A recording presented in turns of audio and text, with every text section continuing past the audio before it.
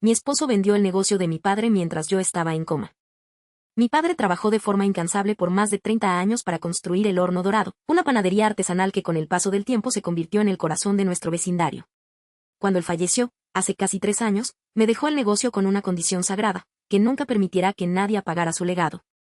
Yo puse mi alma entera en ese lugar. Trabajaba con pasión desde las 4 de la mañana, amasando los panes con mis propias manos y disfrutando del aroma del café fresco por las mañanas. El negocio prosperó muchísimo bajo mi dirección, tanto que decidimos abrir una hermosa cafetería integrada. Todo marchaba de maravilla en mi vida. Sin embargo, en el plano personal, la situación era distinta. Llevaba 2 años casada con Javier. Al principio parecía encantador, pero su madre, Gloria, siempre fue una sombra constante en nuestro matrimonio. Gloria me miraba con desprecio. Decía que ser panadera era un oficio de clase baja y que su hijo merecía a alguien de mayor nivel social. Curiosamente, a Gloria nunca le molestaba pedirnos dinero prestado para pagar sus deudas o financiar sus costosos gustos. Yo soportaba sus humillaciones en silencio por mantener la paz en mi hogar. Pero el destino tiene formas misteriosas de cambiar los planes. Una noche de tormenta, mientras conducía a casa tras cerrar la panadería, un camión perdió el control sobre el pavimento mojado y embistió mi vehículo con violencia. El impacto me dejó atrapada entre los fierros. Desperté semanas después en la cama de cuidados intensivos, con dolor en cada articulación. Los médicos explicaron que debieron inducirme un coma farmacológico durante 3 semanas debido a un trauma cerebral. Estaba confundida y débil.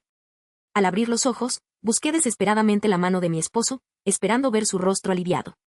Pero la habitación estaba completamente desierta. Solo una enfermera de turno entró minutos después. Al verme despierta, se emocionó y me dijo que era un milagro.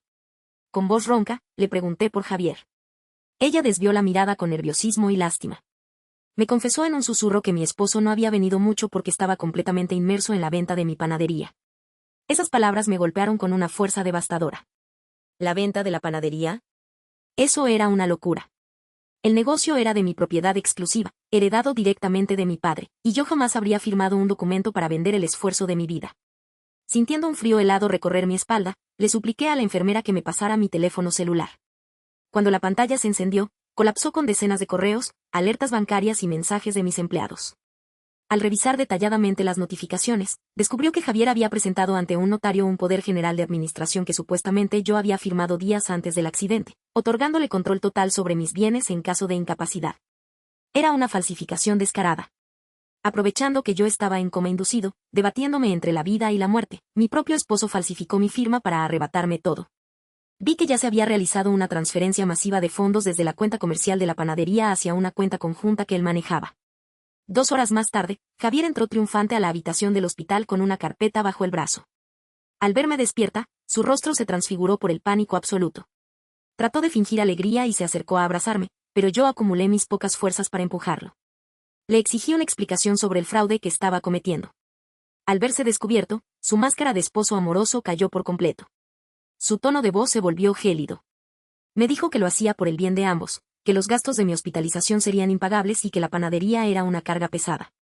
Mientras intentaba convencerme, su teléfono vibró en la mesa. Era un mensaje de Gloria. ¿Ya lograste el traspaso definitivo?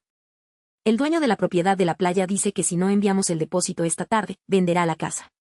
Todo cobró sentido. Mi esposo no buscaba pagar gastos médicos, cubiertos por mi seguro. Él y su madre planeaban despojarme de mi patrimonio para comprar una lujosa residencia de vacaciones. La indignación apagó cualquier rastro de debilidad física. Le ordené a Javier que saliera de mi habitación y no volviera nunca más.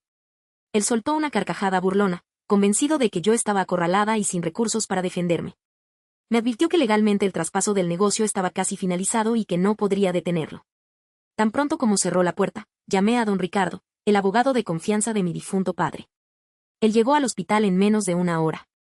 Al escuchar mi relato, su expresión pasó de la sorpresa a una furia contenida. Me aseguró que un poder notarial ejecutado bajo circunstancias tan sospechosas y con firmas visiblemente apócrifas era nulo de pleno derecho. Trabajamos incansablemente desde mi habitación esa tarde. Enviamos una notificación judicial de urgencia al comprador del negocio, un inversionista local que ignoraba la procedencia fraudulenta de la transacción.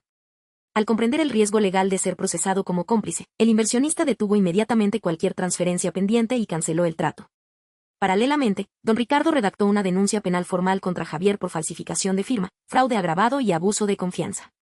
15 días después, los médicos me dieron el alta hospitalaria.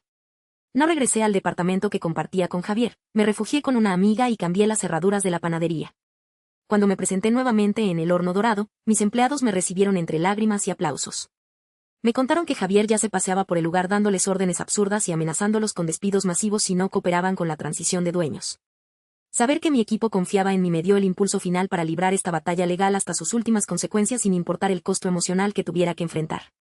Edit 1. Han pasado exactamente 2 meses desde que salí del hospital y la situación ha alcanzado niveles dramáticos muy elevados. La investigación penal contra Javier avanzó de manera favorable gracias a los peritajes caligráficos que demostraron la falsedad de la firma en el poder notarial. Como medida cautelar, un juez ordenó el congelamiento inmediato de todas las cuentas bancarias de Javier y de su madre, Gloria, para resguardar los fondos que ya habían alcanzado a transferir ilegalmente. Esto desató el caos absoluto en su familia. Hace 3 días, Gloria se presentó en la panadería en plena hora de la tarde, cuando el local estaba lleno de clientes habituales. Comenzó a gritar en medio del establecimiento, llamándome víbora ambiciosa y acusándome de destruir la vida de su hijo por puro despecho. Gritaba que Javier solo quería ayudarme vendiendo un negocio que me consumía la vida y que yo era una mala mujer por querer enviarlo a prisión. En lugar de rebajarme a su nivel, mantuve la calma y llamé a la policía. Gloria fue esposada y retirada del local por los oficiales bajo cargos de invasión de propiedad privada y alteración del orden público, todo ante la mirada atónita de decenas de clientes que grabaron el incidente con sus teléfonos. El video se viralizó rápidamente en las redes sociales de nuestra localidad, lo que generó una ola inmensa de solidaridad hacia mí. Javier, asustado por la inminente condena, me ha enviado correos desesperados implorando que retire la denuncia. Me ofrece firmar un divorcio de mutuo acuerdo donde renuncia a cualquier derecho sobre nuestros bienes compartidos a cambio de mi perdón legal. Pero mi postura es inamovible. Quien intenta robarte mientras luchas por tu vida merece enfrentar la justicia con todo su peso. Actualización 2. Ha pasado casi un año desde el accidente y hoy puedo escribir esto con una paz que no sentía desde hace mucho tiempo. El juicio penal concluyó la semana pasada con una victoria absoluta de nuestro lado. El tribunal declaró culpable a Javier de fraude y falsificación de documentos públicos.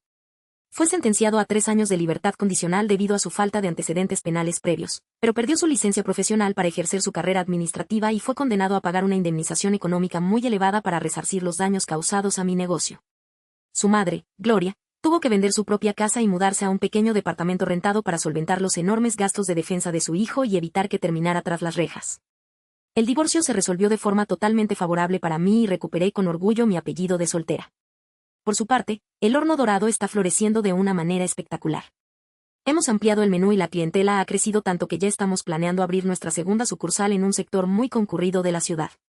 Esta dura experiencia me enseñó que la verdadera fuerza no consiste en evitar las caídas, sino en levantarse con más dignidad y coraje para defender lo que por derecho e historia nos pertenece. El tiempo y las consecuencias siempre ponen a cada uno en su lugar. ¿Qué opinas de esta situación? Comenta y síguenos.